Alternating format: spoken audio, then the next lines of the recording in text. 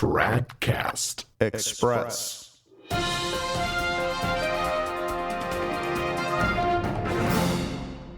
Tradcast Express. It's Thursday, July 6th, 2017. We are drowning in breaking news and developments from and about the Vatican. We'll get to that in a moment, but first, I want to make sure you are all aware of our latest full-length podcast episode, Tradcast number 18. That's not the mini podcast, the kind of which you're listening to now, but a full Tradcast episode that runs 1 hour and 24 minutes. If you haven't seen it yet, you can listen free online at tradcast.org. Just scroll down until you see the episode list. It's number 18, published on June 28th. You can also find it on YouTube. Just go to youtube.com and punch in Tradcast 018. We cover a lot of ground and many different topics in that show, so be sure to check it out. You don't want to miss it. So, what's going on? Well, the papacy is under attack, not only from the usual suspects, most notably the false Pope Francis, Jorge Bergoglio. No, it is also, and perhaps even more so, under attack, wittingly or unwittingly, by those people who obstinately refuse to let go of the idea that Francis is a valid pope, the true vicar of Christ and successor to St. Peter. We've pointed this out many times before. The papacy has consequences, and if you try to squeeze the Jesuit apostate Bergoglio into it, you're doing great damage to the Catholic notion of the papacy. To demonstrate that, we just put up a post entitled, "A Dangerous Experiment, Taking Francis' Claim to the Papacy Seriously." In that post, published on July 4th, we go through the entire dogmatic constitution on the Church promulgated by the First Vatican Council in 1870, and every time the phrase Roman Pontiff appears, we put in Pope Francis instead to show you how it reads, and the results are staggering. Check it out yourself. Go to novusordowatch.org/wire and look for the post dated July 4th, 2017. In his June 16th installment for his Fatima Perspectives column, Christopher Ferreira writes, quote, "As incredible as it may seem, the Church is under attack by the Pope himself," unquote. And there we go again. They would rather make the papacy into an instrument that can defect and attack the Church rather than be its sure foundation, its unshakable rock where the faith can know no failing, than come to the conclusion that there's someone in the Vatican who claims to be the Pope but actually isn't. And so the semi-traditionalists like Chris Ferreira are sooner willing to give up the Catholic doctrine of the papacy than the belief that Jorge Bergoglio possesses it. That is madness. Now, in case you didn't hear about it yet, but you probably did, Francis has fired Cardinal Gerhard Ludwig Müller, the supposed chief guardian of orthodoxy in the Vatican. Technically and officially, it was not a firing, of course. It was merely a non-renewal of the 5-year term that expired on July 1st.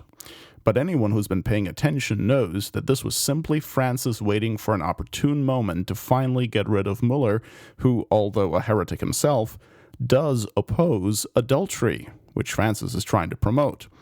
Müller found out about his dismissal 1 day prior in a papal audience that lasted 1 minute. He was not given any reasons for his dismissal, other than being told that Francis was now going to start limiting all terms in the Curia to just 5 years, and he, Müller, was going to be the first one. Sure.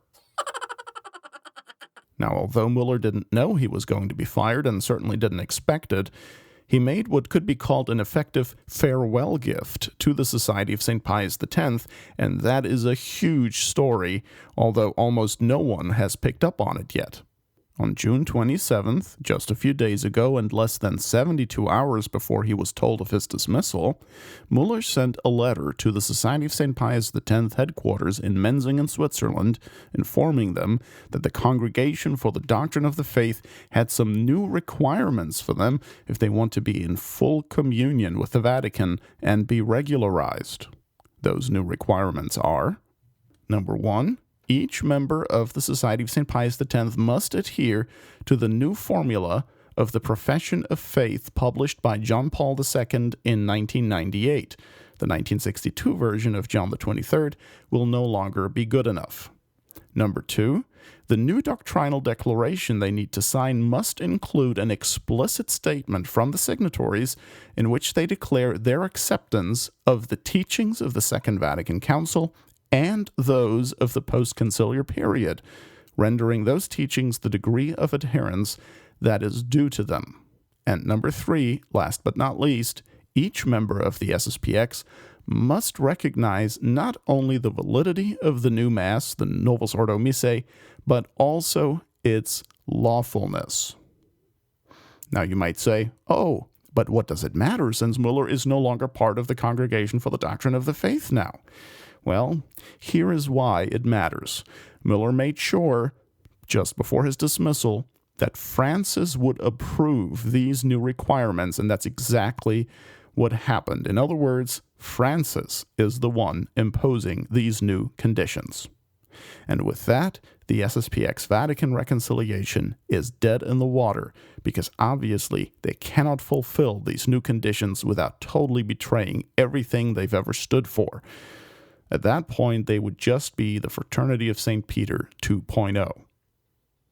Meanwhile, although the SSPX has not yet published any official response to the letter and the new conditions, Bishop Felle made some comments about it on June 29th during his sermon at an ordination ceremony. He said that this new development was a huge blow and acknowledged that they were basically back to where they started 17 years ago. Quote, "It is like in the game of the goose.